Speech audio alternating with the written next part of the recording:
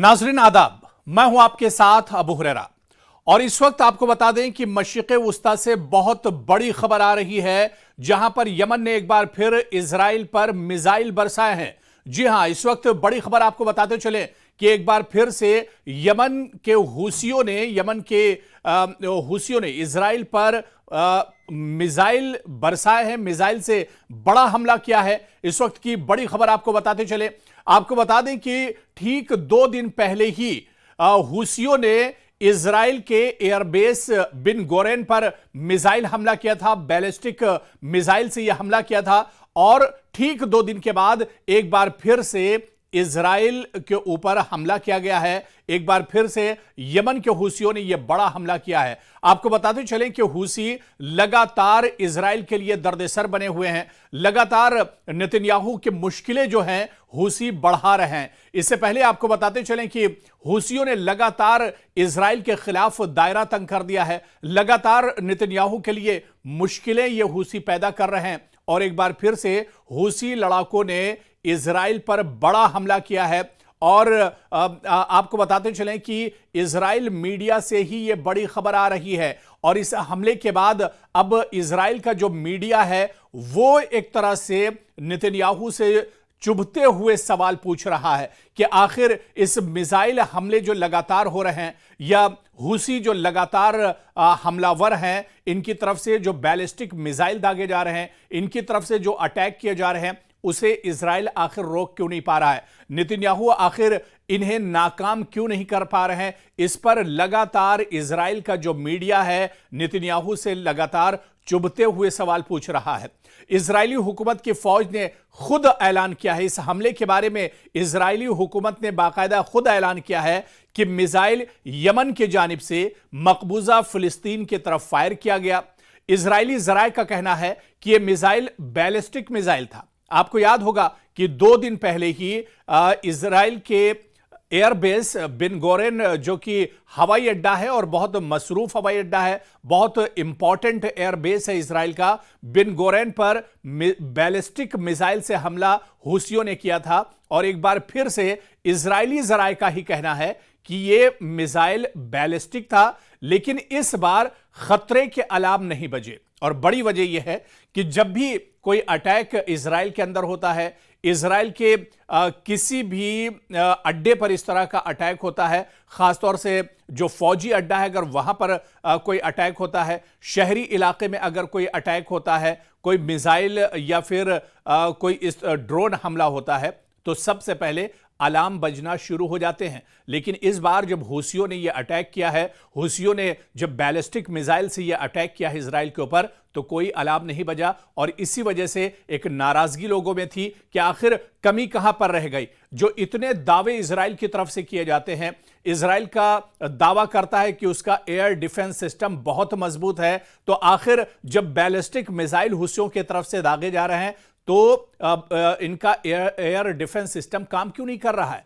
जो अलार्म है आखिर वो क्यों नहीं बज रहे हैं? और जब इस तरह का खतरा होता है तो जाहिर सी बात है, जब अलार्म नहीं बजता है तो लोग अपने काम में मसरूफ रहते हैं। जो फौजी हैं, जो सिक्योरिटी फोर्सेस हैं, वो अपने काम में मसरूफ रहती हैं और जब अलार्म नहीं बजता है तो नुकसान बहुत ज़्यादा होता है, ख़ासतौर से जानी नुकसान बहुत ज़्यादा होता है। और इसी वजह से ये सवाल उठाया गया है कि आखिर एयर डिफेंस सिस्टम आखिर काम क्यों नहीं कर रहा है या अलार्म आखिर क्यों नहीं बजा है। आपको बताते चलें कि जो मीडिया के जराये से खबर आ रही है कि तल अबीब और इसके अतराफ के इलाकों में खतरे के अलार्म बजने की खबर दी गई थी, लेकिन इसके बावजूद भी इस तरह का हमला हुआ। यमन पर इजरायली हुकूमत के हमलों के ला हासिल होने की जानिब इशारा करते हुए ताकीद की गई है कि अब तक कोई भी यमनियों को घुटने टेकने पर मजबूर नहीं कर सका है।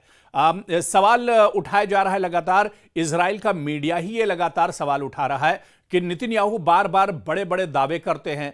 वो कहते हैं कि यमन को तबाह कर देंगे, ईरान को तबाह कर देंगे, हमास को तबाह कर देंगे, लेकिन फिर इस तरह के हमले क्यों हो रहे हैं? फिर इजराइल के ऊपर बैलिस्टिक मिसाइल से हमला कैसे हो रहा है? फिर इजराइल का जो एयरबेस है वो एक तरह से महफूज क्यों नहीं है? इजराइल के लोग एक तरह से डरे हुए हैं, खौफ में हैं कि कब कहां पर कौन सा अटैक और हमला हुसियों की तरफ से हो सकता है, अल-क़िसाम ब्रिगेड की तरफ से हो सकता है, ईरान एक तरह से हमला कर सकता है। और ऐसे में इजराइल की आखिर तैयारी क्या कुछ है, क्योंकि इजराइल का पूरा जो फोकस है वो गजा पर है। और इजराइल गजा पर जिस तरह से तबाही मचा रहा है, ऐसे में इजराइल की नीयत साफ नहीं है और इजराइल गजा को अपने कब्जे में करना चाह रहा है। इसी वजह से इजराइल के अंदर भी लगातार नेतन्याहू की जो पॉलिसी है उस पर सवाल उठाए जा रहे हैं। लगातार एक बड़ा तबका इजराइल के अंदर ऐसा है जो नेतन्याहू सरकार के खिलाफ लगातार नाराजगी जाहिर कर रहा है। लगातार इजराइल के अंदर नेतन्याहू की पॉलिसी को लेकर जो जंग चल रही है हमास और इजराइल के अंदर, उसे लेकर लगातार सवाल उठाए जा रहे हैं, लगातार एहतिजाज किया जा रहा है। और लोग अब यह भी पूछने लगे हैं कि आखिर हुसी जो जब से हमास और इजराइल के दरमियान जंग शुरू हुई है उसके बाद से ही हुसी लगातार अटैक कर रहे हैं, लेकिन इन हुसियों का आखिर सफाया क्यों नहीं हो पा रहा है? इन हुसियों को इजराइल आज तक घुटने टेकने पर मजबूर क्यों नहीं कर सका है? इजरायली अखबार की खबर के बारे में अगर हम बताएं, हार आर्टिस यहां का बहुत अहम अखबार है इजराइल का, इसने अपने रिपोर्ट में बाकायदा सवाल उठाया है कि क्या कोई भी मुल्क अब तक यमनियों को झुकाने में कामयाब नहीं हो सका है, तो फिर इजरायली क्यों यमनियों को घुटने टेकने पर मजबूर करने की कोशिश जारी रखे हुए हैं? आपको बताते चलें कि अल हदीदा बंदरगाह पर हमले में यमनियों को पीछे हटने पर मजबूर नहीं किया जा सका था। और अल हदीदा जो है ये बहुत इंपॉर्टेंट बंदरगाह है, यहां पर लगातार हुसी अटैक करते रहते हैं और यहां पर भी इजराइल एक तरह से नाकाम हुआ है।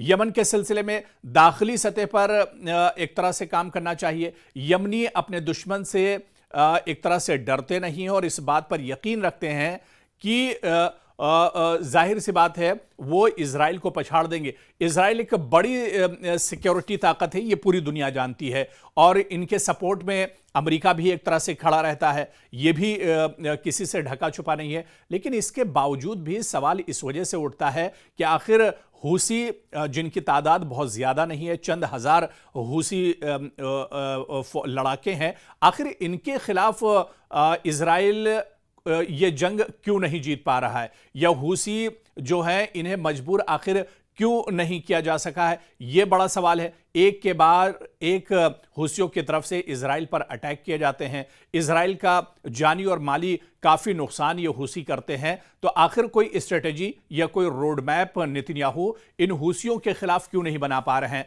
या जिस तरह से अब इजराइल लगातार हमास और उसके अलावा अल-क़िसाम ब्रिगेड, उसके अलावा यमन और हुसी और ईरान, कई तरफ से इजराइल एक तरह से घिरता जा रहा है। और क्या अपनी नाकामी को छुपाने के लिए ही नेतन्याहू लगातार गजा पर फोकस कर रहे हैं? पिछले कुछ दिनों में गजा में जिस तरह से हमले बढ़ाए हैं और हमले तेज किए हैं इजराइल ने, क्या सिर्फ नेतन्याहू इसके पीछे अपनी नाकामी को छुपाना चाह रहे हैं? इस तरह के सवाल भी अब एक तरह से उठने लगे हैं।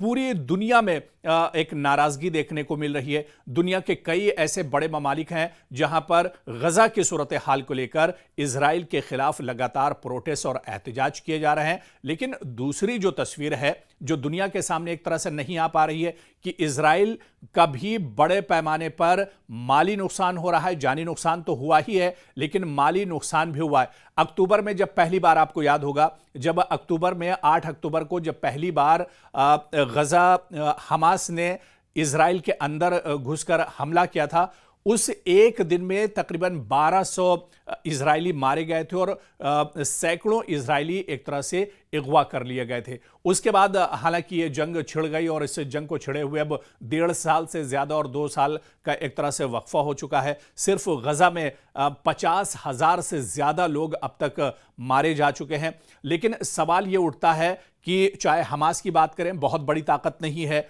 हुसियों की बात करें, बहुत बड़ी ताकत नहीं है, और फिर यमन और ईरान, ये बहुत छोटी छोटी सी ताकतें हैं इजराइल की सिक्योरिटी फोर्सेस के सामने और इजराइल की फौजी ताकत के सामने। फिर इजराइल इनसे आखिर निमट क्यों नहीं पा रहा है? आखिर जो हूसी हैं ये घुटने टेकने पर मजबूर क्यों नहीं हो रहे हैं? इस तरह के सवाल लगातार उठाए जा रहे हैं और अब यह भी सवाल उठाया जा रहा है कि गजा में जिस तरह की तबाही मचाई जा रही है, गजा पर जिस तरह से नेतन्याहू फोकस कर रहे हैं, गजा पर जिस तरह से हमले किए जा रहे हैं, क्या सिर्फ अपनी नाकामी को छुपाने के लिए और अपने आप को बचाने के लिए नेतन्याहू की तरफ से इस तरह की कोशिश की जा रही है? इस तरह के सवाल लगातार उठाए जा रहे हैं। लेकिन क्या आने वाले दिनों में नेतन्याहू और इजराइल की जो सिक्योरिटी फोर्सेस हैं वो हूसियों के लिए कोई बड़ा रोड मैप तैयार करेंगे? कोई बड़ा जवाबी हमला इजराइल की तरफ से हूसियों को लेकर किया जाएगा? यह देखना बहुत अहम होगा, क्योंकि सच्चाई यही है कि इजराइल चारों तरफ से घिरा हुआ है। नेतन्याहू एक तरह से अब कहीं ना कहीं गजा की जो लड़ाई थी, हमास की जो लड़ाई थी, इसमें अब एक तरह से फंसकर रह गए हैं और इससे अब वो बाहर नहीं निकल पा रहे हैं। अगर वो इस लड़ाई को रोकते हैं, जंगबंदी करते हैं, तो कहीं ना कहीं जो सच्चाई है, उनकी जो कमजोरी है, वो निकलकर सामने आ जाएगी। और अगर लड़ाई जारी रखते हैं तो चारों तरफ से इन पर एक तरह से अटैक हो रहे हैं। तो आने वाले दिनों में अब यह देखना बहुत अहम होगा कि नेतन्याहू किस तरह की तैयारी करते हैं, किस तरह का रोड मैप या मैकेनिज्म तैयार करते हैं हूसियों के खिलाफ, यमन के खिलाफ, यहां तक कि ईरान के खिलाफ, क्योंकि ईरान भी कह रहा है कि अगर जरूरत पड़ी तो वो कदम पीछे नहीं हटाएगा और हर तरह से लड़ने के लिए तैयार है। तो अब देखना यही होगा कि मुस्तकबिल में मशरिक़ वुस्ता में किस तरह की तस्वीर बनती है, किस तरह के हालात बनते हैं। क्या ये हालात और ज्यादा बिगड़ेंगे या फिर आगे चलकर यह लड़ाई एक तरह से खत्म हो जाएगी और जो मंसूबा इजराइल का और नेतन्याहू का है वो दुनिया के सामने आ जाएगा?